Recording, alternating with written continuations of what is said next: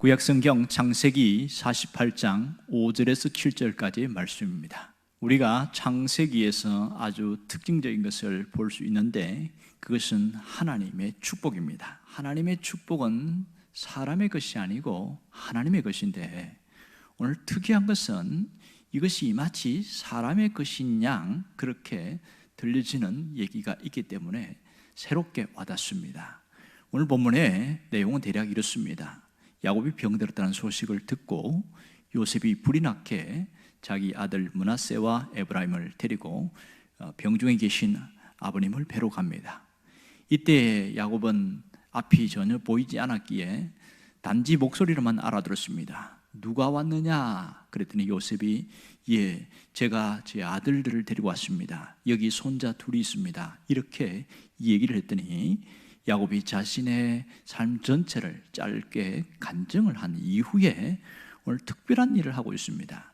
5절에 보면 뭐라고 그러냐면 너희들 내게로 와라 이렇게 하면서 이 야곱이 앉아 있고 요셉의 두 아들을 오라고 하면서 갑자기 이 두 아들을 세웁니다. 오늘 특이한 의식처럼 보이는 것이 하나 나오는데 바로 12절 말씀입니다. 여기 보면 요셉이 아버지의 무릎 사이에서 두 아들을 물러나게 하고 땅에 엎드려 절하고, 그러니까 어떤 모습이냐면 지금 므낫세와 에브라임이 무릎을 꿇고 있고 야곱이 앉아있는 무릎 사이에 거기에서 고개를 숙이고 있는 겁니다.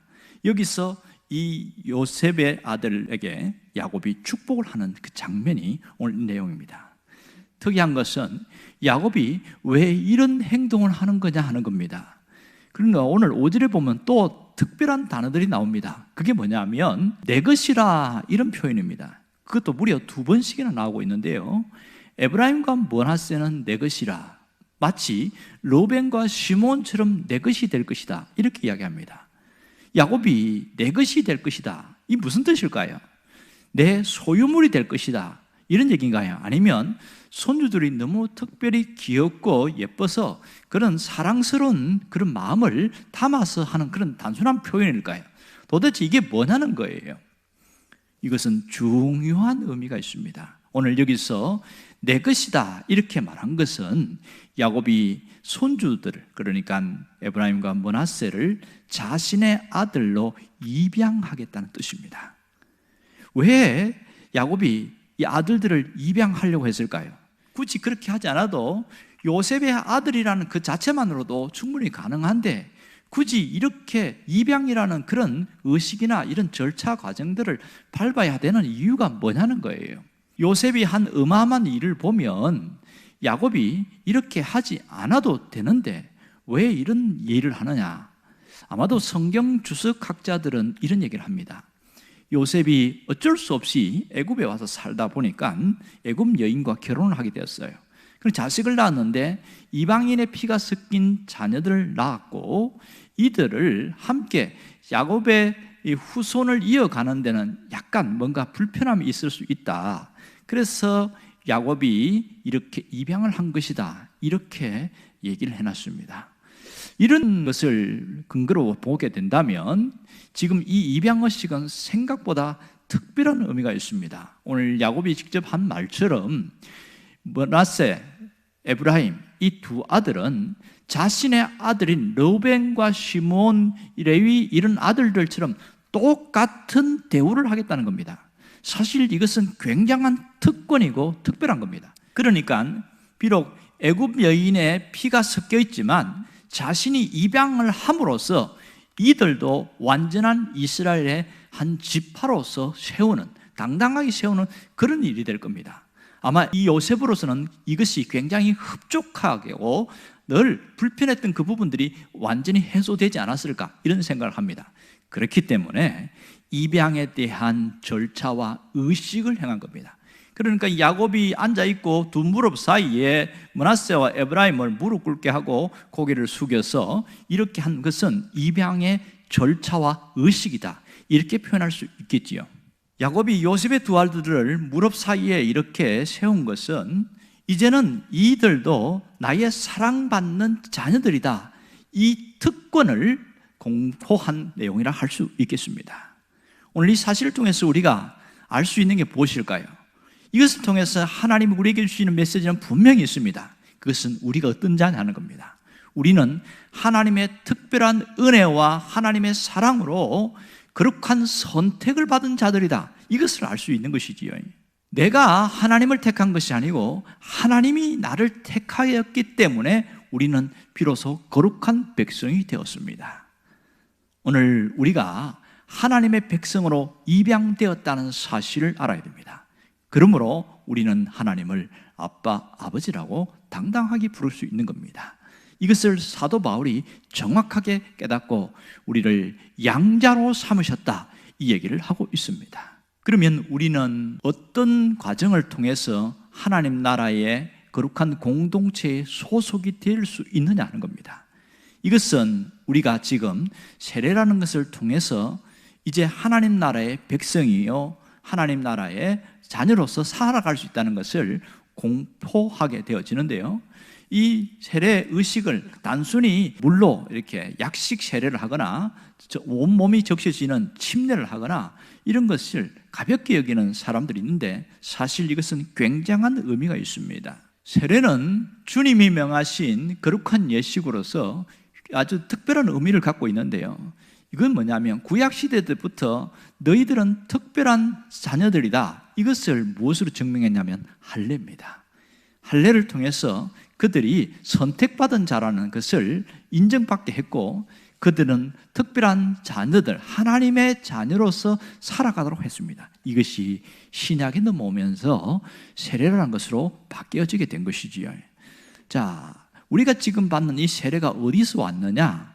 구약으로 보면 할례지만 신약도 보면 예수님이 먼저 모범적인 세례를 받은 장면들이 나옵니다. 마태복음 3장에도 아주 잘 나타나 있는데요, 예수님이 친히 세례를 받음으로써 이것이 무엇이 된지, 이 세례가 얼마나 중요한지에 대하여 분명하게 얘기를 하고 있습니다. 물론 그러면 세례를 받는 것이 왜 중요하냐는 거예요. 그것은 하나님의 사람으로 인정받는 것이기 때문에 그렇습니다. 또 하나는 하나님의 거듭난 자녀가 되었다는 표시이기 때문에 그렇습니다. 그리고 세 번째는 세례는 죄사함을 받았다는 외적인 표요 인정됨입니다. 그만큼 세례는 굉장히 중요했습니다.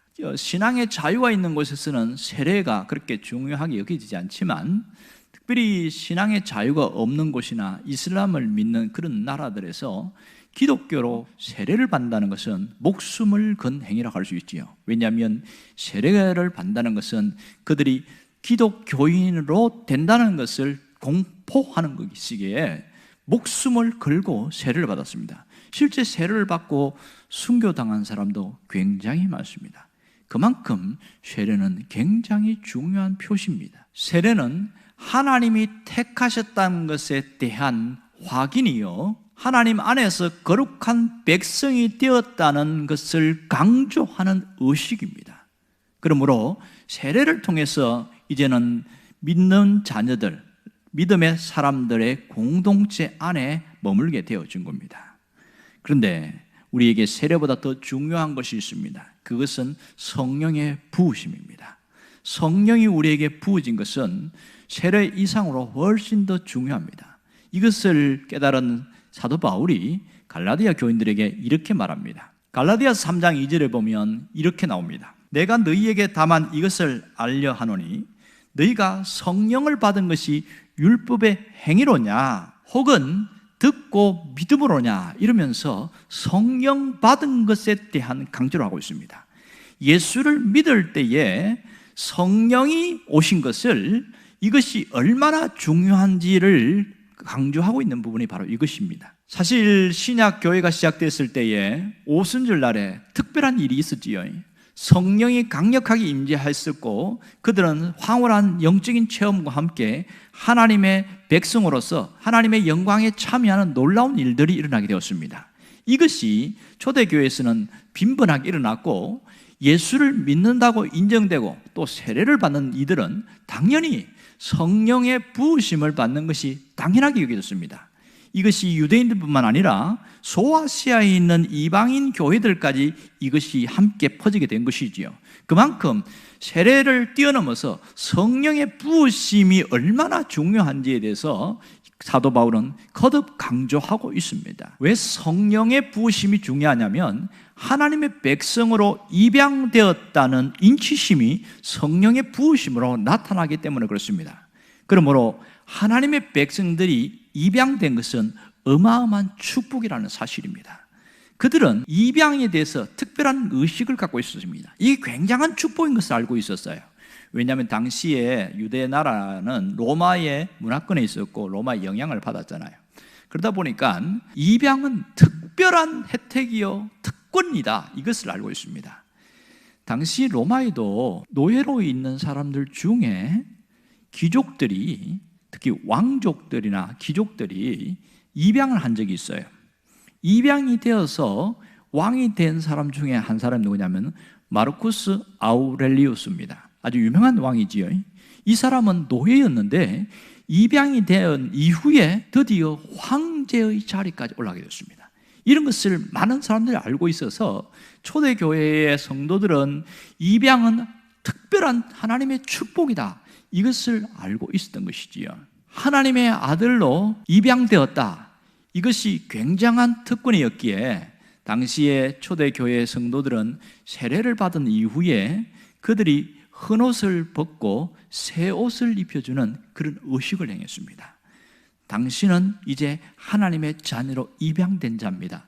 이것에 대한 외적인 시각적인 어떤 표현이라고 할 수 있겠죠. 그만큼 자기 자신에 대해서도 나는 특별한 자라는 인식을 갖고 살아가도록 만들게 한 겁니다.